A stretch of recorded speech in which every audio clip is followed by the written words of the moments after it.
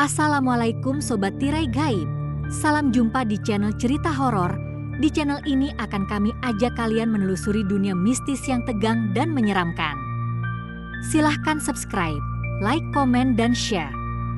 Serta nyalakan tombol loncengnya supaya kalian tidak ketinggalan cerita terbaru dari channel kami. Yang sudah subscribe semoga diberikan umur panjang, kesehatan dan berlimpah rezeki serta selamat dunia akhirat. Maghrib selalu membawa nuansa aneh di desa kecil ini. Suasana sunyi yang sebelumnya menenangkan berubah menjadi mencekam saat adzan terakhir berkumandang. Orang-orang desa percaya ada sesuatu yang bangkit ketika senja memudar. Namun, aku dan Dito tidak pernah benar-benar percaya hingga malam itu datang.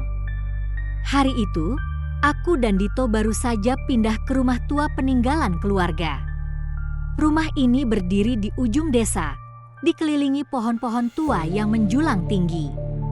Sebagian besar warga desa sudah memperingatkan kami untuk tidak tinggal di sana, terutama karena letaknya yang dekat dengan kebun bambu yang dianggap angker. Tapi, kami tak punya pilihan. Hidup di kota terlalu mahal, dan rumah ini adalah satu-satunya warisan yang tersisa untuk kami. Dito, aku tidak yakin dengan tempat ini, kataku sambil memandangi jendela yang bergetar karena angin kencang. Kita tidak perlu percaya pada tahayul, sayang, balasnya sambil memindahkan kardus terakhir ke ruang tengah. Ini hanya rumah tua. Kita hanya perlu waktu untuk terbiasa, ujar Dito mencoba menenangkanku. Namun, ada sesuatu dalam nada suaranya yang terdengar seperti dia mencoba meyakinkan dirinya sendiri. Aku tidak ingin berdebat, jadi aku hanya mengangguk dan membantu menata barang-barang. Malam pertama di rumah itu berlalu dengan tenang, meskipun aku merasa tidak nyaman. Di luar, suara jangkrik dan lolongan anjing menggema. Aku mencoba tidur, tapi setiap kali mataku hampir terpejam, aku mendengar suara berbisik dari arah jendela. Saat aku bangkit untuk memeriksanya, tidak ada apa-apa di sana. Mungkin hanya angin, gumamku, mencoba mengabaikan rasa takut yang mulai merayap. Hari-hari berlalu, dan aku mulai merasa ada yang aneh dengan rumah ini. Dito, yang biasanya ceria, mulai berubah. Dia sering melamun, menatap keluar jendela dengan mata kosong. Kadang-kadang dia menggumamkan sesuatu yang aku tidak bisa pahami. Ketika aku bertanya, dia hanya menggeleng dan tersenyum tipis. Puncaknya terjadi pada malam itu. Waktu menunjukkan pukul 18.15 dan langit mulai gelap. Aku sedang di dapur, menyiapkan makan malam, ketika aku mendengar langkah kaki di ruang tengah. Dito, panggilku. Tapi tidak ada jawaban. Aku keluar dari dapur dan melihat Dito berdiri di depan pintu. Tatapannya lurus ke arah jalan gelap di luar. Dito, kamu mau kemana? Ini sudah maghrib, tegurku. Tapi dia tidak menjawab. Dito, aku menggenggam lengannya, mencoba menariknya kembali. Tapi dia tidak bergeming. Tubuhnya dingin, seperti tidak ada kehidupan di dalamnya. Tiba-tiba, dia bergerak. Dia membuka pintu dan melangkah keluar tanpa sepatah kata pun. Aku mencoba mengejarnya, tapi rasa sakit di perutku menghentikanku. Aku terjatuh di lantai, memegangi perutku yang besar. Dito, jangan tinggalkan aku, teriakku. Tapi dia terus berjalan, menghilang di kegelapan malam. Pintu di belakangku tertutup keras, membuatku terkunci di dalam rumah. Gelap melingkupi. Aku merasakan ada sesuatu yang dingin menyentuh kakiku. Aku terkejut dan menarik kakiku ke atas. Dalam kegelapan, aku mendengar suara tawa pelan, seperti seorang wanita sedang menikmati penderitaan orang lain. Aku merangkak menuju pintu, mencoba melarikan diri. Tapi pintu itu seperti terkunci rapat, meskipun aku tahu aku tidak pernah menguncinya. Aku memukul-mukul pintu, memohon agar terbuka, tapi sia-sia. "Tolong, ada orang di luar, tolong," suaraku menggema, tapi hanya keheningan yang menjawab. Di saat itulah aku melihat bayangan di sudut ruangan. Sosok wanita dengan rambut panjang menutupi wajahnya berdiri diam di sana. Dia memeluk sesuatu di tangannya, sesuatu yang menyerupai bayi. Aku mencoba membaca doa, berharap bisa mengusir apapun itu. Tapi wanita itu mendekat. Wajahnya yang pucat terlihat jelas di bawah cahaya bulan yang masuk dari jendela. Matanya kosong, tapi penuh dengan kebencian. "Anakmu milikku," bisiknya sebelum semuanya menjadi gelap. Ketika aku sadar, aku sudah terbaring di lantai dengan perutku terasa sangat perih. Tanganku menyentuh bagian bawah perut, dan aku terkejut saat menemukan cairan kental merembes keluar dari sana. Darah. Aku berusaha bangkit, tapi rasa sakit membuatku tak mampu berdiri. Dia mengangkat boneka yang dipegangnya, dan aku menyadari sesuatu yang mengerikan. Boneka itu bukan boneka biasa. Wajahnya menyerupai bayi sungguhan, dengan mata yang seolah mengikuti gerakanku.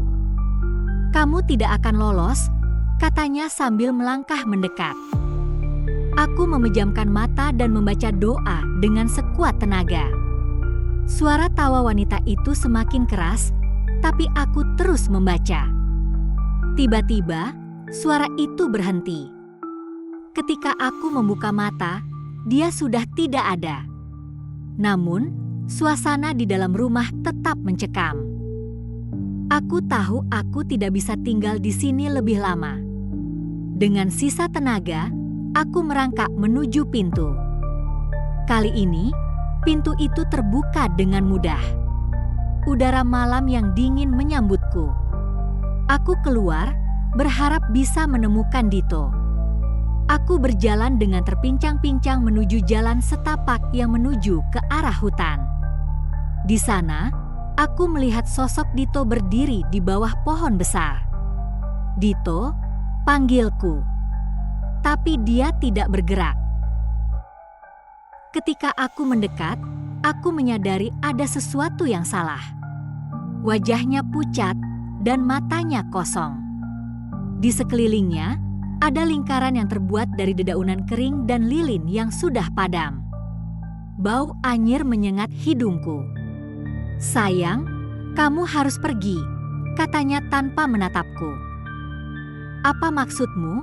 Aku tidak bisa meninggalkanmu," jawabku. "Dia menginginkanmu dan anak kita. Jangan biarkan dia menang," katanya pelan. "Pergilah sebelum semuanya terlambat," ujarnya. Aku ingin membantah, tapi suara di belakangku membuatku membeku. Wanita itu kembali. Kali ini, dia tidak sendiri. Sosok-sosok lain dengan tubuh yang hampir transparan berdiri di belakangnya, menatapku dengan mata kosong. Aku tahu aku tidak punya pilihan. Dengan berat hati, aku berlari meninggalkan Dito. Tangisanku pecah, tapi aku tidak berhenti berlari. Langkah-langkahku membawa aku menjauh dari hutan, menuju arah desa. Ketika aku tiba di tepi desa, aku jatuh terduduk. Seorang tetangga menemukanku dan segera membawaku masuk rumahnya. Aku mencoba menjelaskan apa yang terjadi, tapi mereka hanya menggeleng dengan ekspresi prihatin.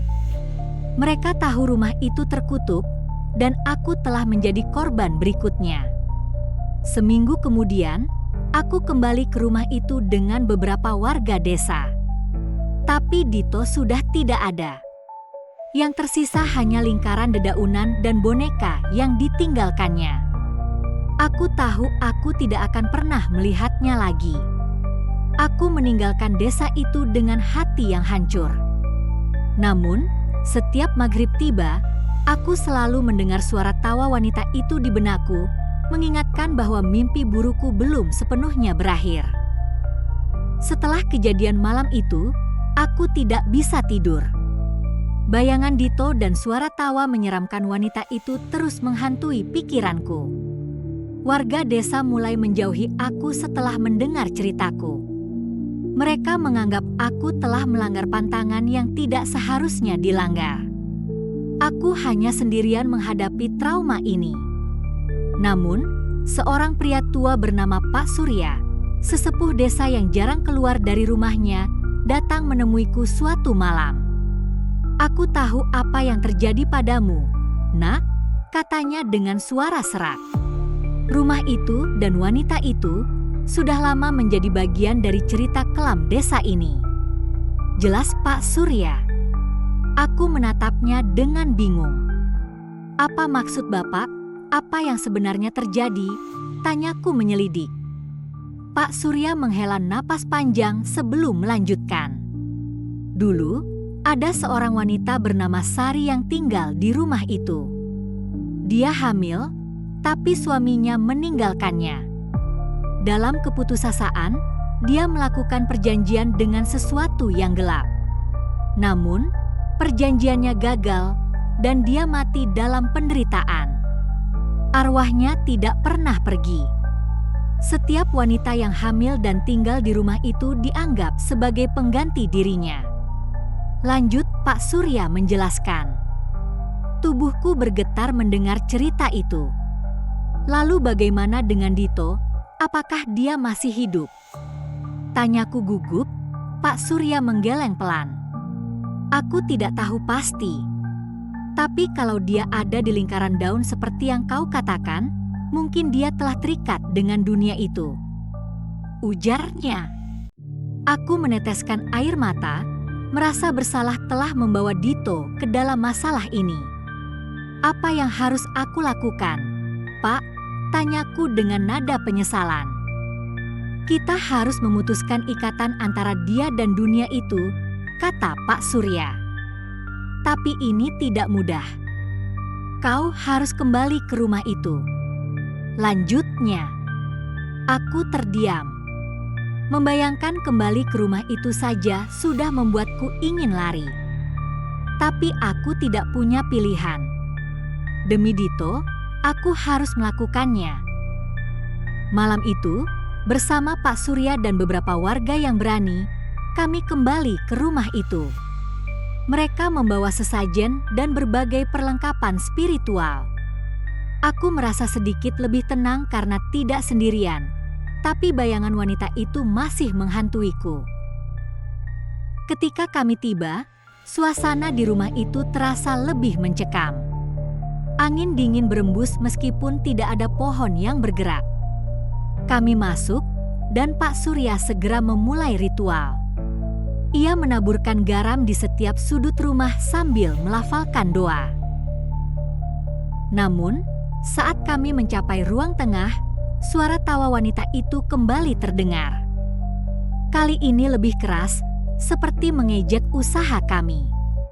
Lampu minyak yang kami bawa tiba-tiba padam, dan ruangan itu menjadi gelap gulita.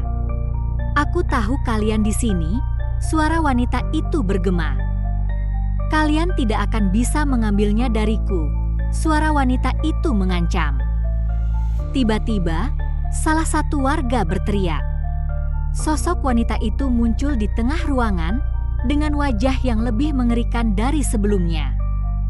Tangannya mengarah ke perutku, dan aku merasakan rasa sakit yang luar biasa. Pak Surya segera memerintahkan warga untuk membentuk lingkaran di sekelilingku. Mereka mulai membaca doa bersama-sama, mencoba mengusir entitas itu. Wanita itu menjerit, dan tubuhnya mulai memudar. Tapi sebelum dia hilang sepenuhnya, dia berteriak, "Ini belum berakhir," suara itu mengancam. Ritual itu berhasil mengusir wanita itu untuk sementara, tapi aku tahu dia akan kembali. Pak Surya mengatakan bahwa aku harus meninggalkan desa ini untuk melindungi diriku dan anakku. Aku akhirnya pindah ke kota, mencoba memulai hidup baru. Namun, bayangan wanita itu tetap menghantuiku dalam mimpi. Setiap maghrib tiba, aku selalu merasa ada yang mengawasi, mengingatkanku bahwa cerita ini belum benar-benar selesai. Setelah anakku lahir dengan selamat, tapi dia memiliki tanda lahir aneh di punggungnya, seperti bekas tangan yang mencengkram. Aku tahu wanita itu masih ada di luar sana, menunggu saat yang tepat untuk kembali. Hidup seringkali membawa kita ke tempat-tempat yang tidak pernah kita duga, termasuk menghadapi kegelapan yang sulit dipahami. Namun, di balik setiap cobaan, selalu ada pelajaran yang dapat diambil. Jangan pernah meremehkan firasat atau nasihat orang-orang terdekat, terutama jika itu berakar dari kearifan lokal dan pengalaman panjang. Terkadang, menjaga jarak dari hal-hal yang tidak kita pahami adalah bentuk kehati-hatian yang paling bijak.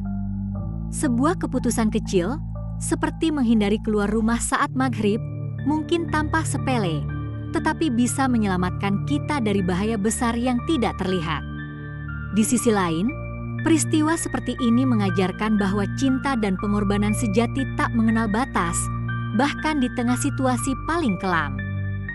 Ketika menghadapi kegelapan, jangan lupa bahwa doa dan harapan adalah cahaya yang selalu bisa kita bawa. Tidak ada luka yang tidak dapat sembuh, dan tidak ada ketakutan yang tidak dapat diatasi selama kita tetap berpegang pada keyakinan dan keberanian untuk melangkah maju. Ingatlah, setiap akhir adalah awal dari bab baru, mungkin penuh misteri, tetapi juga penuh peluang untuk menemukan kekuatan dalam diri. Terima kasih Sobat Tirai Gaib. Jangan lupa subscribe, like, komen dan share, serta nyalakan tombol loncengnya. Yang sudah subscribe semoga diberikan umur panjang, kesehatan dan berlimpah rejeki, serta selamat dunia akhirat.